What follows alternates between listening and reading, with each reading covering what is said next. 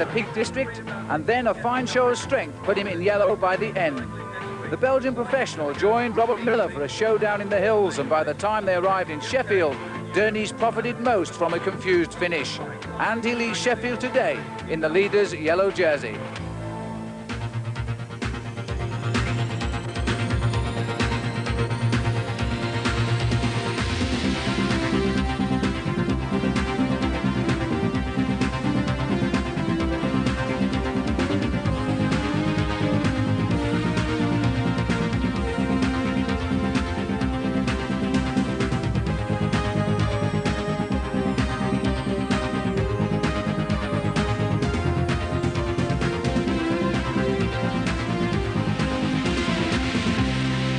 Hello again and welcome this morning to the city of Sheffield, where the Kelloggs Tour of Britain is now at the halfway stage before its finish in Manchester on Sunday.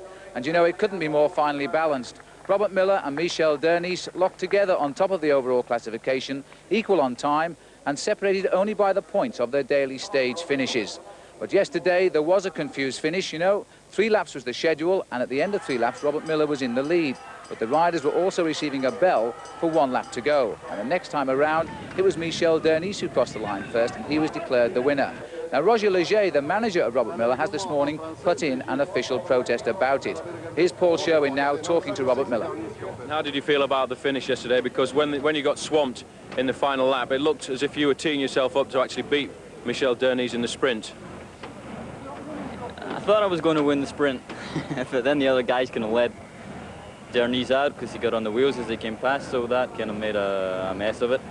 But the manager's gonna, how would you say it? He's gonna put a complaint in? Yeah, he's gonna complain this morning. So the result is official for the moment, but it isn't like official until they've decided if the complaint's valid or not. But today you start the stage on the same time as Michel Dernies. It's a very flat stage. What are you going to try and do? Are you just going to try and mark Dernies or try and surprise him somewhere? No, I'm going to have a rest, if it's possible. I don't want to do much today. I think I'll just take it easy. Like the first 3 days I raced every day. I don't think I'll race today. I think I'll just take it easy. So Robert Miller says he's going to take it easy today. Well, the sun is beating down. This is the overall situation. 2 riders equal on time, Dernies and Miller, and Fondriest is in 3rd place. Gerard Drouet of Castorama Rally lies in 6th place, and Sierra, the surprise from Venezuela, is in 8th. Best of the rest, Phil Anderson is 15th, over 3 minutes back. Steven Roche is 20th.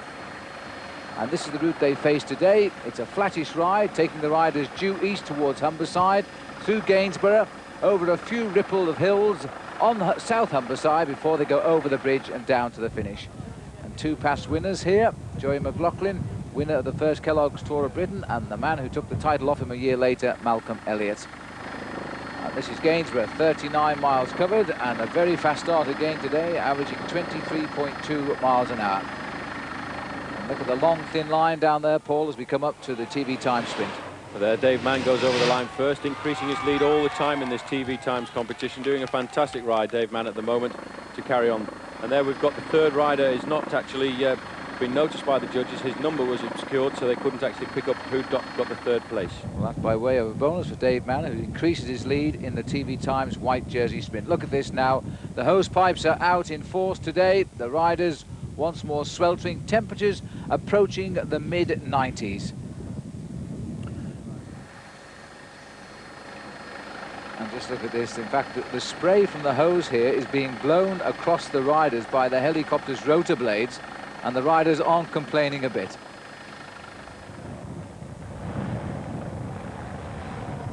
So a week of sunshine, and it's destined to continue right through to the finish in Manchester, but it doesn't stop the falls, and this is Federico Echeverri, who's fallen off, one of the top riders on the class team. Just an innocent tumble, I think. Just going around a corner there, and he just happened to touch the wheel in front, and he came down and he got away quite quickly without any problems.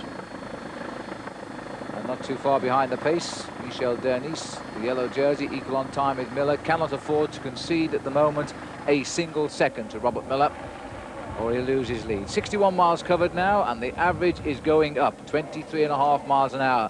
So despite the conditions, Paul, this race really has been going from the gun. Well, it's been a very nervous race so far because of the crosswinds. I know it's a very hot day today, but there is quite a bit of wind out there, and it looks as if there's another breakaway going away just at the moment. The riders have been very nervous with these crosswinds and accelerating at times, slowing down and accelerating, and that's had the effect of putting the speed up. So the 3 riders putting in an attack. It's been a very lively race all day, and the field is beginning to chase them down. Long thin line indicating the wind is coming from the left of the picture as we look at the picture. But there's a group forming now of 3, 6, 8 riders. 2 or 3 riders trying to get on. This could be a decisive split. Well, this is the kind of thing that's going to happen all day today on these little roads. The riders jumping away, trying to get clear. Riders who are 15, 20 minutes behind on the overall classification, they'll try and jump away to try and win the stage today. There on the left-hand side of the road, those 2 riders who came from behind are jumping away again to try and get clear.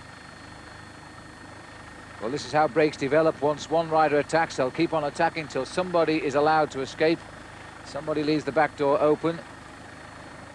And it looks to me as though possibly, Paul, that's Eddie Shearer.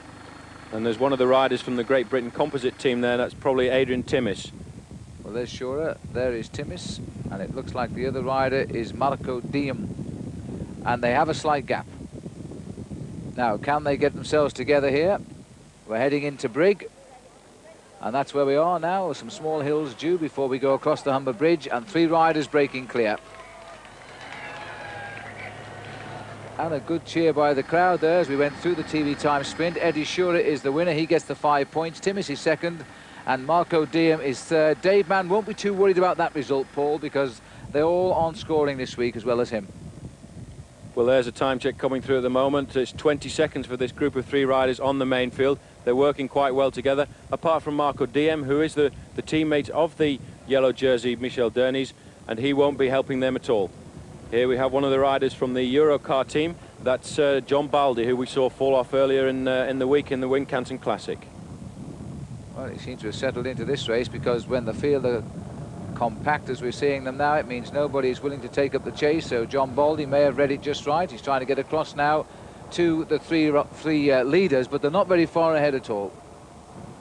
And there you can see them,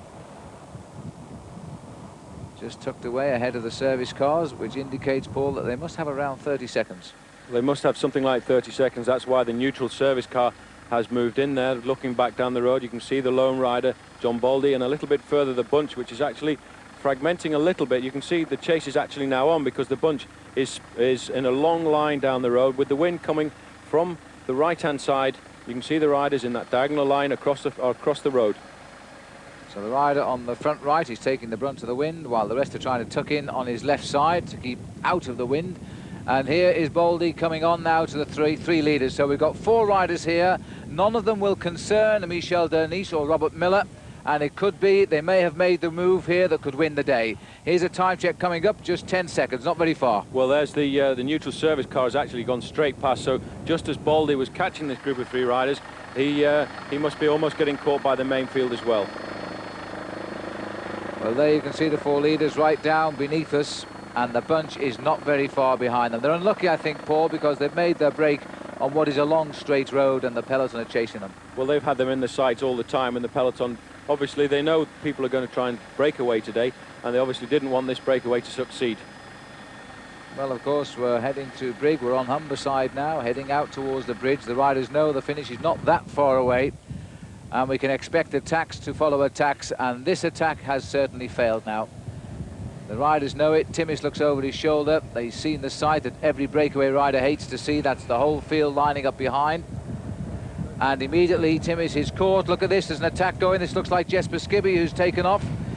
Very, very classical move, that. Well, that's the ideal situation. When a group comes back together, launch the counter-attack. Everybody's been chasing. It's a psychological moment in the race.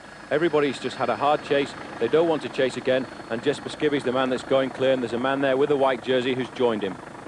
So Skibby and someone else has got up to him. Let's have a look who it is. This is Jesper Skibby.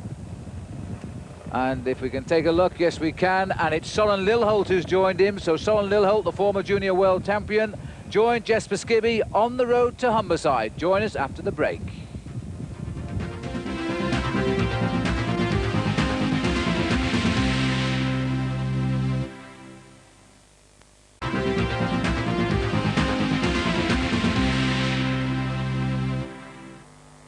Welcome back. I'm at the Humber Bridge, which the cyclists will be approaching shortly. Now, even before today's race began, there was a protest by one of the team managers. It's the time when they have perhaps their highest profile, but there's a lot more to their job than just objecting, as we've been finding out. Some say there are two races going on at the moment, one involving the cyclists, the other between the team managers in their cars. Very hairy, yeah, especially with these continental managers. It's difficult to get up there sometimes, but you do, you manage it, you've got to get up there. So if they're all trying to get up there at one time, it tends to become a bit of a car race behind as well as a bike race, but you haven't to forget that, of course, it is a bike race. There are more than 20 team cars strung out behind the race. Keeping in touch with the riders means a constant battle on the narrow roads. Keith Lambert runs the British Banana Falcon team. For them, this tour is the first chance to take on the big continental teams on home ground.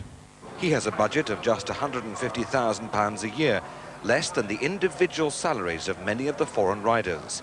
The British-based cyclists earn barely £15,000. The continental teams have budgets upwards of £2 million. It's an 11-month-a-year operation. The manager can call on a large staff of planners, press officers, dietitians, drivers, and many others. So he's free to concentrate on the race tactics. It's all the more credit then to the British outfits who've done so well in this tour with the odds stacked against them. Well, let's find out which of those managers is the happiest today and how their riders are getting on. From the Humber Bridge, it's back to the action and Phil. Thank you, Chris. That's exactly where we are now, because here is the bridge across the Humber estuary, and the next stop is the city of Hull. The two riders who we saw break away are still clear, and this is Søren Lilholt pacing his Danish friend but team rival Paul Jesper Skibby. Off the bike, they are very good friends, actually, but when you get on the bike today, they're definitely enemies, and they'll race out to the finish if they can to stay away and then dispute the finish in Hull.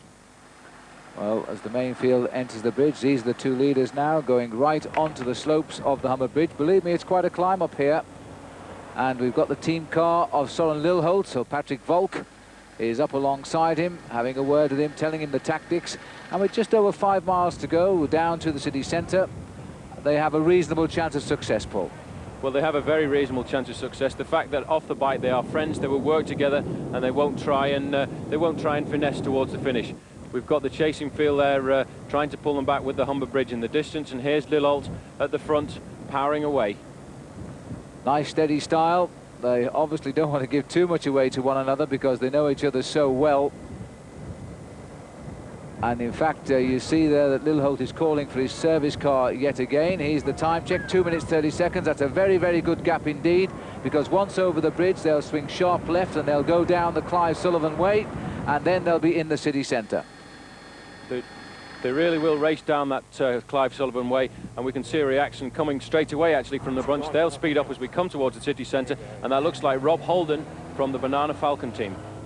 Well, Holden having a little attempt to go, but he's going to be in the sights of the chasers all the way because these are long exposed roads. But Rob Holden has been riding tremendously this season, all year. He won the Professional Circuit Race Championship during the month of July, when many of the riders chasing him at the moment were riding in the Tour de France. And somebody coming up to join him. And in fact, this looks like Paul Curren, who is not too far off his local territory here on Humberside. So we've got the two leaders, then two chasers, and the whole field moving smoothly across the bridge now. Spectacular sight. And in fact, Holden now being joined by Paul Curren. Significantly enough, Paul, it was Curren whose title Holden took away this year. That's right, quite a strange coincidence. Curren was very unfortunate yesterday when he punctured at the wrong time during the race. The race was splitting up over the Pennines, and he came back to the race, and the race had already split, and he ended up losing a lot of time. But today, I think the British professional composite team have been trying to get into the action, because earlier on we saw Adrian Timmis jumping away, and now we've got Paul Curren. Well, they're certainly giving it all they can now. We've swung right round to the left and looped underneath the bridge with the two leaders here, Lilholt and Skibby. And in fact, coming off the bridge now and not too far behind them is in fact the two British chasers. Whether they can bridge a gap of which is about 2 minutes now is debatable. So there's the main field going over the top, and some way out to our left, in fact, are the two leaders going underneath the bridge. Well, there's the city of Hull awaiting the arrival of the Kelloggs Tour of Britain. 87 miles in the bag now. And the two leaders heading down towards the finishing circuit. They still have a gap, Paul, which I would think they should now be thinking of how they're going to beat one another. Well, it's going to be a very difficult thing to do because, as we've kept saying, they are very good friends. They'll try to keep away because even so, when you get to this finishing circuit, the main field will accelerate quite a lot. So they've still got to ride right up until the last lap and then decide how they're going to decide this sprint. Here you've got a good shot of Rob Holden there, who'll probably do a turn with Paul Curren in a minute to try and keep away. They've got a very difficult job to do to try and bridge the group to this front group. Well, in fact, their time gap is down. They're only a few seconds in front of the field as they came over the entrance to the River Hull. But these are the two leaders coming onto the circuit now, and they're going to get a nice warm welcome here as they race through. Søren Lilholt and Jesper Skibby, two Danish riders heading the field up Alfred Gelder Street. And there's Patrick Valk there, the team manager from the Histor team, giving Søren Lilholt a few little extra words of encouragement, probably telling him how to lead the sprint out or whether to come from behind, because Lilholt is a very good sprinter. He was leading the sprint competition in the Tour de France a couple of years ago. But look here, we've got, as they were coming to the circuit, it looks as if Paul Curren has gone the wrong way. Well, I think Curren may have seen the batons being put out to bring the cars off the circuit and thought it was a signal to turn to his right. That's cost him a couple of seconds, but the field, I think, have already got him in the sights anyway. But that will have disturbed his rhythm, there's no doubt about that. Let's go back to the two leaders, they're on the circuit. And there they are, the whole field now swinging in to the finishing circuit here. 3 full laps as they snake their way through, and the two leaders coming through. They'll have 2 laps to go this time, and the official gap is still 1 3/4 minutes. Well, they're still working very well together, the two of them. It'll be interesting to see how they do contest this sprint when we come to the finish, if they'll just take it one on either side of the road because they're very good friends, or if they will make it a tactical sprint and one will force the other to lead the sprint out. Well, the sad thing is only one can take away the first prize on a stage, plus the significant kudos of winning a stage in a major international tour. Well, there we've got Paul Curren and Rob Holden just being caught.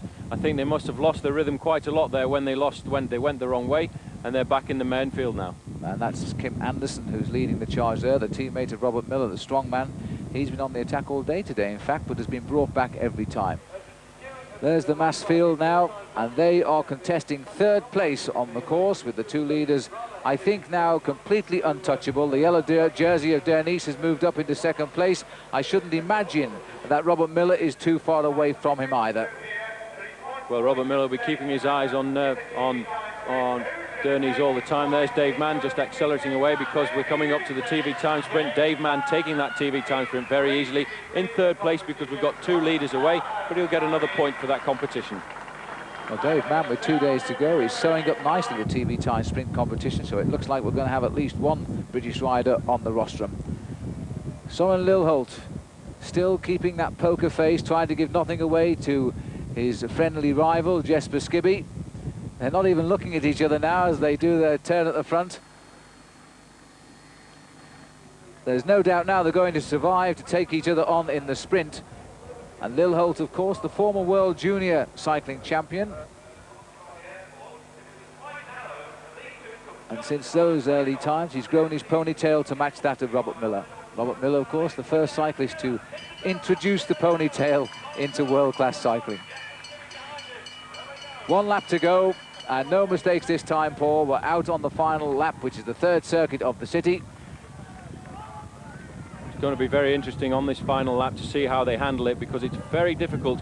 Søren Lilholt is a very good finisher, but when it's a 2-man sprint, you can never tell how it's going to happen. One rider can make a mistake with the gear he chooses, he can lead out from too far, and you can come from behind straight out of the slipstream. And look at the Del Tongo riders here in the yellow shirts, because they are hoping that the man in the green jersey, Fondriest, will produce the big finish from the main field. They're 1 lap to go now, and they're just over 1.5 minutes behind the two leaders. No doubt then that the two Danes are going to take each other on in the sprint. Well, no doubt at all. It's going to be, there we have, they've decided that they don't really know what to do. They're finessing this really like a track sprint. Here we've got Lilholt has forced Jesper Skibby to the front. Now, there we go, Lilholt has started to attack the sprint. He's leading the sprint out with Jesper Skibby in his wheel. Well, he's really digging in on those pedals now. They're about 50 metres from the line, and look at this now as Søren Lilholt takes it and wins it. Win number 5 for him. Jesper Skibby looks across at him, And I'm not sure it was a very pleasant look, because I think he was extremely disappointed. But look at the power here of Søren Lilholt, and he puts his nose almost on the tyre to find the speed that gives him the victory. So Lilholt wins the stage, Skibby is second, and Fondriest is third. So now here's Paul Sherwin discussing the day's tactics with them both. We try never to catch each other when we go away, even if we are on different teams. But today, you know, we went away together, but without taking any other riders with us. Is it difficult to get beaten by a friend then? Yeah, you know, it's always difficult, you know. I was beaten in the tour, I'm beaten here, you know, and I'm getting pretty nervous because I want to have a win, but yeah, I hope it's coming and later in the season. But if I have to be beaten, you know, then it's just as good to be beaten by a friend than by an enemy. I'd rather be beaten by a friend than an enemy. So tonight, when you go to the bar, will you have a drink together? Yeah, but Søren has to pay it. Yeah, I think so. I can't stand over this time. And you make sure you get that pint tonight, Jesper. A super crowd here in Kingston upon Hull, and a great stage win then for Søren Lilholt, his 5th win of the season. He didn't win a single race last year because he was sick for part of the season. And the yellow jersey, well, that stays with Michel Dernisse, who finished 21st, 1 place ahead of Robert Miller, who was 22nd. And you know, if this race does go to be counted up on points, that might be a very valuable finish for him today. And the overall situation, Dernisse and Miller locked together same time. Fondriest is in 3rd place. Robert Miller's appeal put in by Roger Leger against yesterday's result was in fact turned down. So the yellow jersey stays on the shoulders of Michel Dernisse today. He becomes the first rider this week to actually defend his lead, even if it is only for a day. The weekend ahead now will be a very hot weekend indeed, and it won't just be the weather, because Robert Miller will put in plenty of attacks in the hills and the climbs to come. But today it was a double-headed victory for Denmark. The 2 riders coming home here in the Kingston upon Hull, and before they arrived, you know, records being set temperature-wise caused a lot of the members of the public to jump into the water fountain to cool off. So a win then for Søren Lilholt. 2 riders stay in equal first place. The yellow jersey stays firmly on the shoulders for the moment of Michel Dernisse, and we'll say goodbye now from Kingston upon Hull.